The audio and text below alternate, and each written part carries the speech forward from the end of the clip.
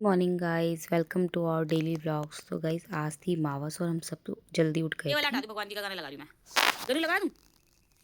पापा पुजारी और बेटा गुंडा। तो ये मैं इसलिए बोल रही हूँ, ये पता है नॉर्मल गाने अगर हम चला रहे हैं, पहले सुनता था हीरो होंडा, मतलब इसके ना टाइम टू टाइम गाने और चॉइस चेंज होती जा रही है। पहले ये अच्छे गाने डांसिंग वाले गाने सुनता था, अब भी सुनता है गुंडागर्दी वाले। और जैसे ना एक गाना है फाइनेंसर, गुंडे भी फाइनेंसर भी, तुम क्या क्या बनना चाहते हो, ऐसे कुछ मतलब गाना है, मुझे एग्जैक्टली नहीं पता। तो ये ना बंदूक उठा लाता है हटा दूँ। अपनी इसको मतलब ये पता है ये खा क्या आ रहा गई है। थी, रेखा ये कर लगा रही दूँ थी अपना तो सिस्टम। बच्चे काम यार और इधर आजकल ये पता कर नहीं रहे क्या थे क्या पूजा सीख की रहे टीवी तैयारी, देख क्योंकि के। मावस पूछनी तो थी। यहाँ पे हमारे यहाँ पे यही ना कर रहा था, जेंट्स रो लोग ही रहा था मावस छोटी छोटी पूछते हैं। बातों पे नो कि मेरे क्यों। को तो ये हमारे यहाँ वाला पे गाना खीर सुनना है, बनती ये ये भी है। नहीं अच्छा लगता और गुन्नू को। जो हस्बैंड होते हैं या अरे मतलब कौन सा जो अच्छा भी लगता है गुन्नू को बताओ। जेंट्स होते हैं घर में, ये वो लोग ही मावस पीछे दोनों। पूछते हैं। हमारे यहाँ पे ये वाला लेडीज़ नहीं पूछती है। तो मैंने खीर बना दी थी और ये उसके ठीक है। बाद इधर तो देख के हस्बैंड बताओ कर मुझे, रहे ये थे ठीक है। तैयारी, नहा इधर के देख के दिखा। हाँ पूरे रेडी हो गए थे। अब यहाँ ये पर वाला सही है। गुन्नू महाराज को हमने आराम से बिठा रखा था कि भाई तुम देखो बैठो इसकी स्माइल देखो भाई। और इन्जॉय करो। बट ये वही है ना, टिक टिक टिक टिक कर रहा था बहुत ज़्यादा।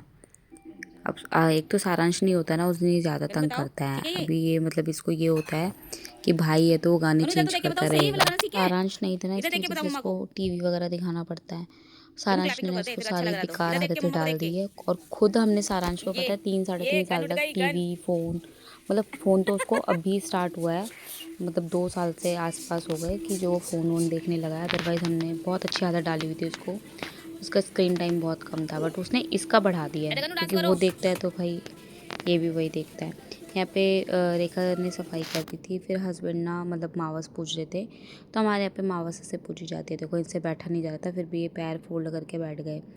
तो यहाँ पे ना आटे से चौक पूरा जाता है, ठीक है, जैसे रंगोली टाइप बना देते हैं, आटे से ही बनता है ये। तो ये बना रहे थे और ये सब हस्बैंड ही करते हैं, वो इसलिए कर रहे हैं, ठीक है। हमारे यहाँ पे मतलब लेडीज़ मावस में कुछ नहीं करती। फिर हम एक उपला जलाते हैं और फिर खीर होती है, खीर बनती है। तो 2 जगह खीर रखी जाती है, एक पूरी की पूरी एज इट इज़ कन्या को दे दी जाती है, कोई भी कन्या आपके गन्नू जय आसपास करो। रहती हो छोटी बच्ची, और एक हम गाय को खिलाते हैं। तो गाय के इसमें से हम भोग लगा रहे थे। और मतलब मैं दूर खड़ी थी क्योंकि हमारे यहाँ पे मुंह खोल के भी नहीं आते हैं मावस के यहाँ, क्योंकि कहा जाता है ये बड़े बुज़ुर्ग यानी पितरों का और बड़े जो हमारे बुज़ुर्ग होते हैं उनका होता है, तो उनके सामने मुंह ढक के रहना होता है। तो जब तक ये जलती है, जब तक मैं मुंह ढके रहती हूँ, मैं यहाँ पे नहीं आती हूँ। तो मैं पीछे से वीडियो बना रही थी, ठीक है। तो यहाँ पे हस्बैंड ने अच्छे से पूजा करी और मतलब महीने में एक बार ये मावस आती है, हमारी कोशिश रहती है हम इसको निकालें। कभी कभी नहीं निकालते तो मम्मी निकाल लेती है, यानी कि मेरी सास। उनका ये रहता है कि अगर वो नहीं निकालती है तो वो हमें फ़ोन कर देती है कि तुम कर लो, और कभी कभी हम दोनों ही कर लेते हैं। यहाँ पे देखो मेरा गुन्नू भी जय कर रहा है, वेरी और ये इतने गुड। अच्छे से करता है ना, तो बहुत अच्छा लगता है यार कि बच्चा वही सीखता है, तुम करते हो। उसके बाद ना गुन्नू को नहलाया और हम निकल गए जाने के लिए। तो हम जा रहे थे आज भात को न्योता देने, यानी भात नोतने जा रहे थे हम, क्योंकि सारांश की बुआ की शादी है। तो वहाँ पे हम पहुँच गए थे, हमने नाश्ता पानी किया, फिर चालू हुआ थोड़ा मटकने का टाइम।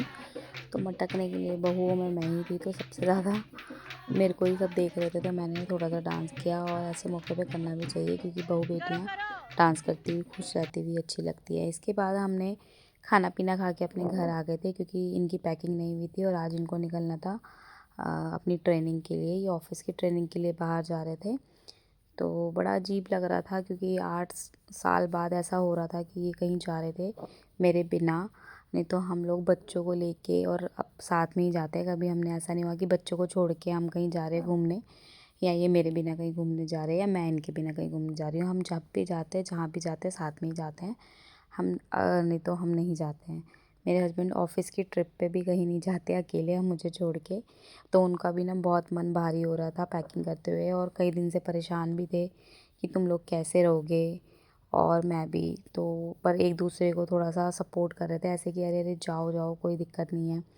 मैं इनको बोल रही थी कि अरे मैं तो ऐश करूँगी, जब तुम जाओगे मैं इधर घूमूंगी उधर घूमूंगी, लेकिन सच में बहुत अजीब लग रहा था, थोड़ा सा अजीब सा फील हो रहा था, क्योंकि शादी के बाद इतने टाइम बाद ही ऐसे अकेले जा रहे थे, और वो भी मजबूरी थी, जाना ज़रूरी था, ट्रेनिंग थी। तो यहाँ पे पैकिंग पूरी इनकी हो गई थी, मैं साथ में खाना बना रही थी। तो खाने में मेरे को बनाना था सूखी आलू मटर, तो आलू कम थे, ध्यान दिया नहीं, क्योंकि डेली आजकल शॉपिंग पे भाग रहे हैं, कभी कहीं भाग रहे हैं, तो समझ ही नहीं आ रहा घर पे क्या रखा है क्या नहीं। फिर मैंने खैर आलू गाजर गाजर रखी थी थोड़ी सी, वो डाल के सब्ज़ी पूरी करी और इनका पूरी बना के सब्ज़ी बना के और मैंने पैक कर दिया।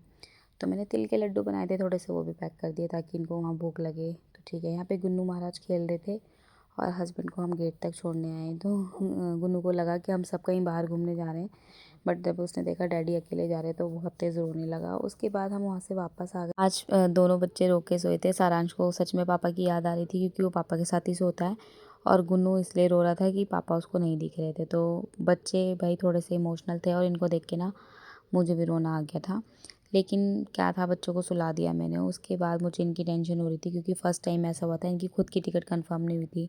तो जो लोग मुझे ये बोलते हैं ना कि क्या फ़ायदा इनका रेलवे में होने का, तो मैं उनको बता दूं गाइज़, पहली बार ऐसा हुआ है कि उनकी खुद की टिकट कंफर्म नहीं हुई। हाँ, ये बात ठीक है कि उन्होंने अपनी से बात करके उनको सीट अवेलेबल हो गई थी, बट लेकिन देखा, ये जो हम जब सबकी टिकटें कंफर्म कराते तो सामने वाले को ये लगता है कि इनकी इनकी टिकट है ये, उनको नहीं पता होता हम किसकी टिकट दे रहे हैं। तो यही रीज़न होता है कुछ लोगों को मना करने का, क्योंकि अगर हम सबकी टिकट कंफर्म कराएंगे और जब कभी हमें जाना होगा तो ये प्रॉब्लम आ सकती है, जो कि हमारे पास ये फ़र्स्ट टाइम आई। अदरवाइज़ इतनी सारी वेटिंग्स में भी कंफर्म हुई हैं। तो जो लोग मुझे सुनाते हैं, प्लीज़ सुनाना बंद कर देना।